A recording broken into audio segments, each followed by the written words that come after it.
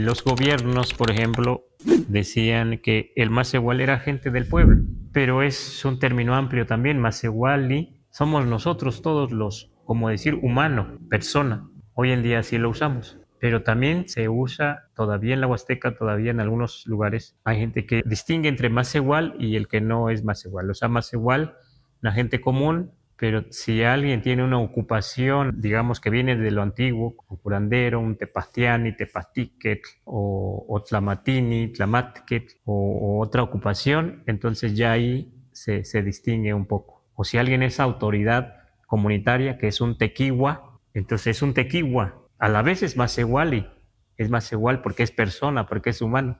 Y entonces ahí se puede distinguir todavía un poquito, un poco a la manera antigua, un poquito, ¿eh? Entonces, masewali, persona, masewali, humano. En el México antiguo, la gente, una gente común, la gente del pueblo.